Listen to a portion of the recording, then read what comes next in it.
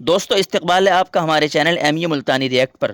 دوستو آج جو بات بیان کے اندر ہونے والی ہے وہ شاید ہمیں ہمارے اصل مقام کی یاد دلائے، اس لیے اس بیان کو بہت ہی زیادہ توجہ سے سنیے گا۔ بیٹھی بیٹھی لڑکی کہتی امی جان میں تمہیں کفر کی حالت میں چھوڑ کر آئی تھی، اس وقت تم کافرہ تھی، کلمہ نہیں پڑھتی تھی، یہ تو بتاؤ میرے نبی کا کلمہ پڑھ کر آئی یا وہی حالت ہے؟ فتح مکہ سے پہلے کا واقعہ ہے۔ وہ ماں جو آئی، لڑکی کی محبت دل میں اٹھی، بیٹی کو ملنے کو دل چاہا، سفر کر کے مدینے آئی، دروازہ کھٹکھٹایا، اندر سے پوچھا کون ہے؟ کہنے لگی بیٹی جلدی دروازہ کھول، میں تیری اماں ہوں، مکے سے آئی ہوں ملنے کے لیے، تیری شکل دیکھنے کو ترس گئی، تو میری بیٹی ہے پیاری، اپنی بیٹی سے ملنے۔ ایمانداری سے بتاؤ بھاگ کر دروازہ کھولنا چاہیے تھا، اماں کو لپٹ جاتی، خوشی کے آنسو آ جاتے، میری پیاری اماں، میری پیاری اماں، اتنا سفر کر کے آئی، دکھ اٹھا کر کے آئی۔ اللہ غنی، اندر بیٹھی بیٹھی لڑکی کہتی امی جان میں تمہیں کفر کی حالت میں چھوڑ کر آئی تھی، اس وقت تم کافرہ تھی، کلمہ نہیں پڑھتی تھی، یہ تو بتاؤ میرے نبی کا کلمہ پڑھ کر آئی یا وہی حالت ہے؟ مسلمان بن کر آئی ہو یا بھی حالت کفر پہ ہو؟ امی کہنے لگی بیٹی ان باتوں کو چھوڑ، آخر میں تیری اماں ہوں، تو میری بیٹی ہے، محبت نے مجبور کیا، میری اچڑیاں کرلائی، میں تجھے ملنے کے لیے چلی آئی، میں تیری شکل دیکھنا چاہتی ہوں۔ اندر سے آواز آتی ہے امی برا نہ ماننا، جب تک میں حضور کریم صلی اللہ علیہ وسلم سے کسی کو بھیج کر پوچھ نہ لوں کیا کافر ماں کو گھر میں آنے دوں کہ نہیں، اس وقت تک دروازہ بند رہے گا۔ کتنی بڑی اتباع ہے، کتنی بڑی غلامی ہے، یعنی یہ بھی کوئی پوچھنے کی بات تھی؟ چنانچہ آدمی بھیجا، حضور کریم صلی اللہ تعالی علیہ وسلم سے پوچھا، آپ نے اجازت عطا فرمائی، تب دروازہ کھول۔ اماں نے کئی دن قیام کیا، ٹھہری بیٹی کے گھر، مکے جانے کا ارادہ کرنے لگی تو غریب تھی ماں، بیٹی کا ذرا حال اچھا تھا، کہنے لگی میں تیری اماں ہوں، غریب ہوں، میری کچھ امداد کر، میری ساتھ کچھ سلوک کر، کوئی خدمت کر میری، میں تیری اماں ہوں، غریب ہوں۔ اب آپ لوگ اندازہ لگا لیں، سمجھدار بیٹھے ہو، جب ماں کے بارے میں ایک دفعہ اجازت لے لی حضور صلی اللہ علیہ وسلم سے، اب بار بار تنگ کرنا، پوچھنا، یہ بھی کوئی بات تھی؟ اجازت مل گئی، پھر کھلاؤ بھی، پلاؤ بھی، کپڑے بھی پہناؤ، خدمت بھی کرو۔ پھر کہنے لگی میں یہ بات بھی حضور کریم صلی اللہ علیہ وسلم سے پوچھواتی ہوں، معلوم کراتی ہوں کہ کیا کافر اماں ہو، مکے سے آئی ہو، ملنے آئی ہو، ابھی کلمہ نہیں پڑھتی، اس کی کچھ امداد کروں تو آپ کی اجازت ہے، کر سکتی ہوں؟ جب حضور صلی اللہ علیہ وسلم سے ایک مرتبہ اجازت لے لی ملنے کی، تو اب جب ماں نے یہ سوال کیا کہ بیٹی مجھے کچھ ضرورت ہے، میرے ساتھ کچھ اچھا سلوک کر، مجھے کچھ پیسوں کی ضرورت ہے، میری امداد کر، میری مدد کر، تو یہ بات بھی حضور صلی اللہ علیہ وسلم سے پہلے پوچھی کہ اپنی کافرہ ماں کی میں مدد کر سکتی ہوں یا نہیں کر سکتی ہوں۔ اس قدر حضور صلی اللہ علیہ وسلم کی اتباع اور اس قدر آپ صلی اللہ علیہ وسلم کا اتباع اور آپ صلی اللہ علیہ وسلم سے محبت۔ یہ تو عورتوں کا حال ہے، عورتوں کا۔ آج کل تو قرآن سے، حدیث سے، نماز سے، سارے کاموں سے عورتوں کی چھٹی ہے، کیوں؟ جنت ان پہ واجب ہو گئی ہے، جنت ان کے باپ دادا کی ہے، پرواہ نہیں کرتی، نہ نماز کی پرواہ، نہ قرآن کی تلاوت کی پرواہ، نہ محمد عربی صلی اللہ علیہ وسلم کی سنت کی تابعداری کی پرواہ، نہ دوزخ کے انگاروں سے ڈرنا۔ اسی لیے فرمایا قرآن کریم نے قل متاع الدنیا قلیل، دنیا بہت تھوڑے دنوں کا سودا ہے، والآخرۃ خیر لمن اتقى ولا تظلمون فتیلا، آخرت باقی رہنے والی ہے، اس جماعت کے کیا کیا آپ کو میں نمونے بتاؤں. قیامت قائم ہو سکتی ہے، صحابہ کرام کے واقعات ختم نہیں ہو سکتے. اس قدر حضور صلی اللہ علیہ وسلم سے محبت تھی. اور یہ عورتوں کا حال ہے. یہ نبی پاک صلی اللہ علیہ وسلم پر ایمان لانے کے بعد، رسول اللہ صلی اللہ علیہ وسلم کا کلمہ پڑھنے کے بعد حضور صلی اللہ علیہ وسلم کی اتنی اتباع تھی. اور آج کل ہمارے ماحول میں نہ قرآن کریم پڑھنے کی پرواہ ہے، نہ نماز کی پرواہ ہے، نہ آخرت کی پرواہ ہے، نہ موت کی فکر ہے، نہ آخرت کی فکر ہے. اس لیے ایسے واقعات سن کر کے ہمیں سبق حاصل کرنا چاہیے اور اپنی زندگی کو بدلنا چاہیے، اور رسول اللہ صلی اللہ علیہ وسلم کے طریقے کے مطابق زندگی گزارنے کی ہمیں فکر کرنی چاہیے. سیدہ ام حبیبہ رضی اللہ تعالی عنہا، حضرت امیر معاویہ رضی اللہ تعالی عنہ کی بہن، حضرت ابو سفیان رضی اللہ تعالی عنہ کی بیٹی، ہماری سارے جہان کے مسلمانوں کی اماں، ساری امت کی اماں سیدہ ام حبیبہ رضی اللہ تعالی عنہا.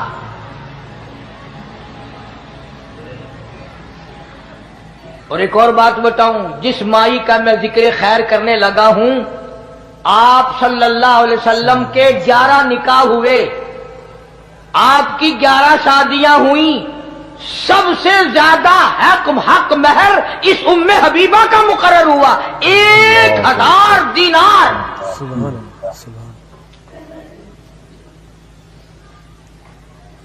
سرکار مدینہ صلی اللہ علیہ وسلم کی گھر والی ہے، ہم سب کی اماں ہے. مدینے پاک میں ہے ابو سفیان رضی اللہ تعالیٰ عنہ، جو اس وقت مسلمان نہیں تھا، بیٹی مسلمان بن گئی، حضور کے گھر میں پہنچ گئی. ابو سفیان کا دل چاہا کہ بیٹی سے مل کے آؤں مدینے میں، اجازت لے کر، جیسے آج کل ویزے ہیں ہمارے یہاں، اجازت لے کر مدینے پاک میں آیا. اللہ سب کو زیارت نصیب فرمائے. اگر اگلی دعا میں کر دوں گا تو شاید تمہیں بری لگے کہ جا مدینے جائے شالا مڑ کے نہ آئے، وہیں مر جائے. یہ دعا تو مانگا کرو ہر وقت، اللہ مدینے کا دفن عطا فرمائے. وہ تو ایک ہی اللہ والا تھا جو ہر نماز کے بعد یہ دعا کرتا تھا، اللہم ارزقنا شہادۃ فی سبیلک. جناب فاروق اعظم رضی اللہ تعالیٰ عنہ ہر وقت دعا کرتا ہے، الہی تیری راہ میں اپنے نام پہ شہادت کی موت عطا فرما، وجعل موتنا فی بلد محمد صلی اللہ علیہ وسلم. اور میرے اللہ آقا کے شہر کا دفن عطا فرما، مدینے کا دفن عطا فرما. مدینے کا دفن عطا فرما. ابو سفیان رضی اللہ تعالیٰ عنہ جو اس وقت مسلمان نہیں تھے، بیٹی سے ملنے آئے، دروازہ کھٹکھٹایا، پوچھا کون ہے؟ ام حبیبہ میں تیرا ابا ہوں، ابو سفیان ہوں، مکے سے آیا ہوں. دروازہ کھول دیا. یہ بوری اور پٹسن کی جو ٹاٹ بنتی ہے، اس ٹاٹ کا حضور کریم صلی اللہ علیہ وسلم کا بستر مبارک ہے.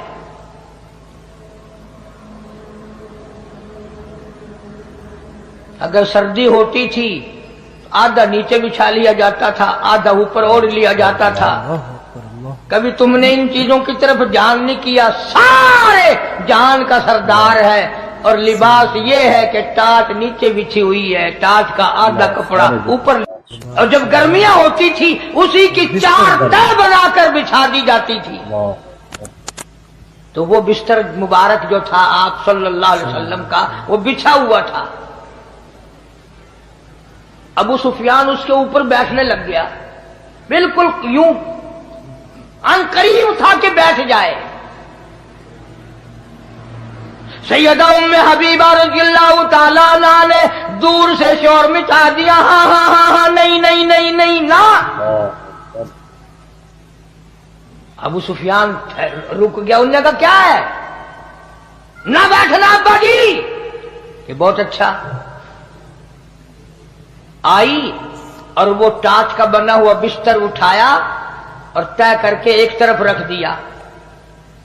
ابو سفیان کو بڑا غصہ لگا کہ یہ تو بیٹی ہو کر بڑی بے ادب ہو گئی، میں 320 میل سے ملنے آیا ہوں، اس کی شکل دیکھنے آیا ہوں، یہ میری بیٹی ہے، یہ کر کیا رہی ہے؟ لوگ اپنے باپ کا بستر بچھایا کرتے ہیں، اس نے اٹھا کر لپیٹ کے اور علیحدہ رکھ دیا۔ اللہ اکبر، اس نے اٹھا کر علیحدہ رکھ دیا۔ مکے کا آخر سردار تھا، ابو جہل بھی اس کو سردار مانتا تھا، بہت بڑا سردار تھا ابو سفیان رضی اللہ تعالیٰ عنہ۔ کہنے لگا بیٹی بے ادب ہو گئی ہو، گستاخ ہو گئی ہو، ابا کے لیے بستر بچھایا نہیں اور بچھا ہوا بھی جو تھا وہ بھی اٹھا دیا۔ اللہ سبحان اللہ، کیا بات ارشاد فرمائی سیدہ ام حبیبہ رضی اللہ تعالیٰ عنہا نے، فرمانے لگی ابا میرے ابا ہیں، میں اپنا دوپٹہ بچھا سکتی ہوں، اپنا کپڑا بچھا سکتی ہوں، اپنا میں سب کچھ اپنا میرے باپ ہے قربان کر سکتی ہوں، بے ادب نہیں، بلکہ میں نے اس گھر میں آ کر ادب سیکھ لیا، اور وہ یہ بستر نبی پاک کا ہے، ابا کافر مشرک پلیت ہے، میں نبی پاک کے بستر پہ مشرک باپ کو ہرگز نہ بیٹھنے دوں گی۔ بستر نبی پاک صلی اللہ علیہ وسلم کا ہے، جہاں جبریل آتا ہے، میں مشرک باپ کے نیچے کیوں بچھاؤں؟ میں نے تو ادب سیکھا اسی گھر میں آ کر۔ حضرت ام حبیبہ رضی اللہ تعالیٰ عنہ کے والد ابو سفیان جو اس وقت تک ایمان نہیں لائے تھے، جب اپنی بیٹی سے ملنے کے لیے آئے تو حضور صلی اللہ علیہ وسلم کا بستر بچھا ہوا تھا۔ ابو سفیان نے جو اس وقت تک ایمان لے کر کے نہیں آئے تھے، اس بستر پر بیٹھنے کے لیے جا رہے تھے، حضرت ام حبیبہ رضی اللہ تعالیٰ عنہ نے فوراً ٹوک دیا اور منع کر دیا اور کہا کہ ابا جان میں نے اس گھر میں آ کر کے ادب سیکھ لیا ہے، اور وہ ادب یہ ہے کہ حضور صلی اللہ علیہ وسلم کا بستر ہے، رسول اللہ صلی اللہ علیہ وسلم کا بستر ہے، اور میرے والد کافر اور مشرک ہے، اور کافر اور مشرک کو میں حضور صلی اللہ علیہ وسلم کے بستر پر نہیں بیٹھنے دیں۔ اسی لیے یہ چیزیں عرض کر رہا ہوں کہ دماغ میں بٹھاؤ، غلامی کرتے کرتے دم نکل جائے پھر تو ہے کامیابی، ورنہ وہ مار پڑے گی جو جھلی نہیں جائے گی۔ اللہ اللہ یاد رکھو قبر کا اندھیرا سے لے کر تباہی تباہی ہے۔ بھائی قرآن کریم میں ہے جہنم میں لوگ ہزاروں سال کر گزار دیں گے پانی پانی پانی پانی کرتے کرتے، فرمایا وَإِن يَسْتَغِيثُوا يُغَاثُوا بِمَاءٍ كَالْمُهْلِ يَشْوِي الْوُجُوهَ، پانی پانی پانی لوگ ہزاروں سال کریں گے، آواز آئے گی ایسا گرما گرم کھولتا ہوا پانی پلاؤ جس کو پینے سے اکڑیاں منہ کے بل باہر آ جائے گی۔ اللہ اللہ عرض کرنے کا میرا مقصد کسی سے لڑائی نہیں، کسی سے جھگڑا نہیں، چاہتا یہ ہوں کہ مجھے بھی توفیق ہو جائے اور آپ لوگوں کو بھی نصیب ہو جائے کہ محمد عربی صلی اللہ علیہ وسلم کی اتباع کرتے کرتے موت آ جائے۔ بلکہ قبر پہ مٹی ڈالنے کا بھی سنت طریقہ ہے، مردے کو قبر میں اتارنے کا بھی سنت طریقہ ہے، مردے کو قبلے کی طرف منہ موڑنے کا بھی سنت طریقہ ہے، کفن پہنانے میں بھی سنت طریقہ ہے، غسل دینے میں بھی حضور کریم صلی اللہ علیہ وسلم کا بتایا ہوا سنت کا طریقہ ہے، جنازہ پڑھنے میں بھی، جنازہ اٹھا کر لے جانے میں بھی، پیدائش میں بھی، مرنے میں بھی، جینے میں، ہر موڑ پہ حضور کریم صلی اللہ علیہ وسلم کی ادائیں اور آپ کی سنت کو زندہ کرنے والا۔ فرمایا من احیا سنتی عند فساد امتی، جس نے ایسے وقت میں میری ایک سنت کو زندہ کیا جبکہ لوگوں نے میری سنت کو مٹا دیا ہو، فلہ اجر مئۃ شہید او کما قال النبی صلی اللہ علیہ وسلم، حضور فرماتے ہیں میں وعدہ کرتا ہوں اللہ پاک اس کو 100 شہیدوں کا ثواب عطا فرمائے۔ ان واقعات کو بتانے کا مقصد یہ ہے کہ رسول اللہ صلی اللہ علیہ وسلم کی اطاعت اور آپ صلی اللہ علیہ وسلم کی غلامی اور آپ کا اتباع ہماری زندگیوں کے اندر آ جانا چاہیے۔ مردے کو دفن کرنے کا طریقہ، مردے کو قبر میں لٹانے کا طریقہ، کفن دینے کا طریقہ، مردے کو غسل دینے کا طریقہ، یعنی ہر چیز کو رسول اللہ صلی اللہ علیہ وسلم بتا کر کے گئے۔ اس لیے ہر کام میں رسول اللہ صلی اللہ علیہ وسلم کی سنت اور آپ صلی اللہ علیہ وسلم کے طریقے کو اختیار کرنا چاہیے۔ ہمیں نبی کی سنت کو زندہ کریں، اپنے بچوں کو بتائیں، طریقہ سکھائیں، اپنے گھر کے ماحول میں۔ جیسے آج کل ہم لوگ شرماتے ہیں نا کہ اگر فرش نہ دھویا گیا تو آنے جانے والی کیا کہیں گی؟ اگر گھر کی صفائی نہ ہوئی، لباس کی صفائی نہ ہوئی، چہرے منہ کی صفائی نہ ہوئی، کوئی عورت آ گئی تو کیا کہے گی؟ بس یوں سوچ لیا کرو قیامت کے دن جب شفاعت کے لیے آقا کے دربار میں جائیں گے، یہ گناہ لے کر جائیں گے تو حضور ہمیں کیا فرمائیں؟ فرمایا لڑکی والوں کو یہ حق نہیں کہ وہ لڑکے کے بارے میں یہ کہیں کہ یہ تو غریب ہے، ہم اس کو کیسے دیں؟ آؤ پھر قرآن کریم سے پوچھ لیں، ہم مسلمان ہیں، ہمارا قرآن پہ ایمان ہے، محمد عربی صلی اللہ علیہ وسلم کے فرمان پہ ہم سب کا ایمان ہے۔ آؤ قرآن سے پوچھے کہ لڑکا لڑکی کی جب شادی کرنے کی نوبت آئے تو کیا دیکھنا چاہیے، کیا ڈھونڈنا چاہیے، کیا تلاش کرنا چاہیے؟ قرآن کریم سے ہم نے پوچھا کیا بنگلہ دیکھے؟ فرمایا نہیں، آج بنگلے والا کل کو قبر میں ہو سکتا ہے، آج بنگلے والا کل کو فٹ پاتھ پہ سو کر کے وقت کاٹنے والا بن سکتا ہے۔ کوٹھی والا تلاش کرے؟ فرمایا نہیں۔ کوئی اونچی ملازمت والا، اونچی پوسٹ والا لڑکا تلاش کرے؟ فرمایا نہیں۔ زیادہ لکھا پڑھا دیکھیں؟ فرمایا نہیں۔ دھن دولت والا دیکھیں؟ نہیں۔ کاروبار والا تلاش کریں؟ فرمایا نہیں۔ لڑکی بھی اسی طرح سے مالدار کی تلاش کریں؟ فرمایا نہیں۔ دولت مندوں کی تلاش کریں؟ نہیں۔ پھر اے اللہ کے قرآن تو ہمیں بتا ہم کیا معلوم کریں، کیا دیکھیں، کیا سنبھالیں، کس چیز کی تلاش کریں؟ فرمایا وَلَا تَنكِحُوا الْمُشْرِكَاتِ حَتَّىٰ يُؤْمِنَّ۔ نعرہ تکبیر! فرمایا لوگوں اگر مجھ خدا سے پوچھتے ہو، میرے قرآن سے پوچھتے ہو، میرے نبی سے پوچھتے ہو تو میں تو تمہیں ایک پہچان بتاؤں گا، ایک واقعہ بتاؤں گا، ایک نظریہ بتاؤں گا، ایک کیفیت بتاؤں گا۔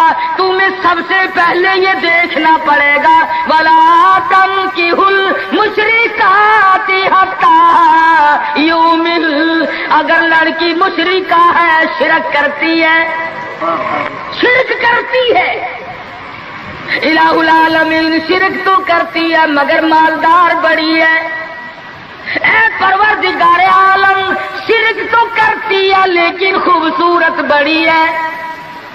فرمایا وَلَأَمَةٌ مُؤْمِنَةٌ خَيْرٌ مِّن مُشْرِكَةٍ وَلَوْ أَعْجَبَتْكُمْ۔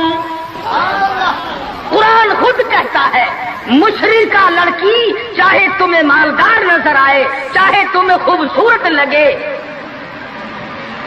آجابتکم قرآن کے الفاظ ہیں، تمہیں عجیب معلوم ہوتی ہو، تمہیں اس کے انداز، اس کی چال، اس کی ڈھال، اس کی رفتار، اس کا سونا چاندی تمہیں بہت بڑی چیز دکھائی دیتی ہو۔ فرمایا اسی طرح سے لڑکے کا وَلَا تُنكِحُوا الْمُشْرِكَاتِ حَتَّىٰ يُؤْمِنُوا وَلَعَبْدٌ مُؤْمِنٌ خَيْرٌ مِّن مُّشْرِكٍ وَلَوْ أَعْجَبَكُمْ۔ الہ العالمین لڑکا شرک تو کرتا ہے مگر مالدار بڑا ہے، لڑکا شرک میں تو ڈوبا ہوا مگر خوبصورت بڑا ہے۔ قرآن کا اعلان سنو، پیغام سنو، فرمایا شرک سے بچنا، سب سے پہلے لڑکے لڑکی کا عقیدہ دیکھنا، اگر عقیدہ صحیح ہوگا تو بات بنے گی، اگر غلط عقیدے کی لڑکی آ گئی خاندان کا بیڑا غرق کر دے گی۔ عادی ہو گئے فسق و فجور کی زندگی میں، اپنے آپ کو محو رکھنے کے عادی بن گئے، نام کے مسلمان رہ گئے، کام کے مسلمان قبروں میں چلے گئے۔ آج مردوں کو بھی عورتوں کو بھی تعجب ہوتا ہے۔ اس نے کہا بھائی آج یہاں کیا بات ہے کہ جی شادی ہوگی، کہ یہ تو جلسہ ہے، شادی میں تو کسی فلمی ایکٹریس کا ناچ گانا بجانا ہونا چاہیے، اور تمہارے یہاں کراچی میں تو فلمیں دکھانی شروع کر دی، ساری دن دولت کی بات ہے اور کچھ نہیں۔ ہماری اگر بات آج نہیں سنتے تو وقت آئے گا کہ یاد کرو گے، بڑوں کو ہم نے سیدھا ہوتے دیکھا، جب مصیبت کا چکر پڑتا ہے، جب پریشانیوں کا ازدحام آدمی کے اوپر ہوتا ہے، ہوش نہیں آتا، پھر آدمی مسجد کا رخ کرتا ہے، لمبی لمبی دعائیں مانگتا ہے. اسی کو قرآن کریم کہتا ہے وَإِذَا أَنْعَمْنَا عَلَى الْإِنسَانِ أَعْرَضَ وَنَأَىٰ بِجَانِبِهِ. جب آرام پہنچتا ہے، کاروبار صحیح چلتا ہے تو کروٹ نہیں بدلتے، اللہ کا نام لینے کی توفیق نہیں رہتی، خدا بند کریم کو یاد کرنے کے لیے وقت نہیں ملتا. اتنا لمبا پہاڑ شادی کا بنا دیا، غریب آدمی کے بس کی بات نہ رہی. قرآن کریم کہتا ہے بادشاہت موجود ہو، دولت موجود ہو، سارا کاروبار صحیح چلتا ہو، وَإِذَا أَنْعَمْنَا عَلَى الْإِنسَانِ أَعْرَضَ وَنَأَىٰ بِجَانِبِهِ. اور جب مصیبت آئے وَإِذَا مَسَّهُ الشَّرُّ فَذُو دُعَاءٍ عَرِيضٍ. بڑی لمبی لمبی دعائیں مانگتا ہے، سجدے میں پڑھ کے روتا ہے، اے پروردگار، او میرے رب، میرے حال پہ کرم فرما. جب مصیبت چل جاتی ہے پھر خرمستی کرتا ہے. امام الانبیاء محبوب کبریا حضرت محمد مصطفیٰ صلی اللہ تعالی علیہ وسلم کی شادی کا وقت آیا، آپ بالکل نادار ہیں، مفلس ہے، غریب ہے. ایک عورت نے آ کر آپ سے بات کی کہ آپ کی شادی کر دی جائے. قربان جاؤں، ارشاد فرمایا میری شادی ہوگی کیسے؟ گھر نہیں، در نہیں، زر نہیں، پر نہیں، میرے پاس تو ساز و سامان نہیں. وہ کہنے لگی ایسی عورت سے اگر نکاح ہو جائے جس کے پاس دولت بھی ہو، سب کچھ موجود ہو. ارشاد فرمایا میں کس طرح سے کروں؟ وہ مجھ سے بھی تو مطالبہ کرے گی. صاحب کہنے لگی سیدہ خدیجہ رضی اللہ تعالیٰ عنہ، جس کو مکے کے بڑے بڑے چودھریوں نے پیغام دیے تھے، نکاح کے لیے آئے تھے، بڑے بڑے لوگوں نے پیغام دیے، دولت مند آئے، چودھری آئے، مکے کے رئیس آئے، بڑے بڑے قریش آئے، لیکن خدیجہ کہنے لگی او لوگوں تمہیں کیا معلوم ہے، میں نے ملازم رکھ کے دیکھ لیا، میں نے کاروبار کرا کے دیکھ لیا، خدا کی قسم میں چوبارے پہ کھڑی تھی، جب حضور اکرم صلی اللہ علیہ وسلم چلنے لگے میرا سامان لے کر، میری آنکھوں نے دیکھا بادل نے چھاؤں کر لی تھی، بادلوں نے چھاؤں کی، میری آنکھوں کے سامنے سورج کی تپش زیادہ تھی، حضور کے سر پہ آ کر بادلوں نے چھاؤں کی. اور لوگوں میں تو ان کے بادلوں کے چھاؤں میں آنا چاہتی ہوں. میں غریب بے شک ہے، وہ یتیم ہے، لاوارث ہے، ان کا کوئی نہیں، میں اپنے آپ کو ان کے قدموں پہ نثار کرنا چاہتی ہوں. چنانچہ تیاری ہوئی. حضور نے فرمایا میں کیا تیاری کروں، میرے پاس تو کچھ نہیں. شہنشاہ کائنات ہو، عبداللہ کے بیٹے ہو، آمنہ کے درے یتیم ہو اور پلے کچھ نہیں. ابو طالب نے نکاح کا خطبہ پڑھا، سیرت کی کتابوں میں موجود ہے، مقدمہ ابن خلدون میں، دیگر کتابوں میں ابو طالب کی یہ الفاظ ہیں او لوگوں آج اگرچہ میرے بھتیجے کے پاس دھن دولت نہیں، حکومت نہیں، تجارت نہیں، لیکن میرا یقین کہتا ہے ایک وقت آئے گا ساری دنیا کی دولت قربان کر دی جائیں گی. حضور اکرم صلی اللہ تعالی علیہ وسلم کا سب سے پہلا نکاح سیدہ خدیجہ رضی اللہ تعالی عنہا کے ساتھ ہوا، اور حضور نے یہ ثابت کر دیا آقا عالم صلی اللہ علیہ وسلم کی عمر مبارک 25 سال ہے اور سیدہ خدیجہ کی عمر 45 سال ہے. تو عرض کر رہا تھا عمر کا تناسب نہیں، نبی نے ہر اس رسم کو توڑا، ہر اس زوم باطل کی تردید کر دی عملی طور پر، جس کو دنیا کے لوگ چلا کرتے تھے اور بازاروں میں تنتنایا کرتے تھے۔ یہ کوئی مناسبت ہے کہ حضور کی عمر شریف 25 برس ہے اور خدیجہ کی عمر 45 برس ہے؟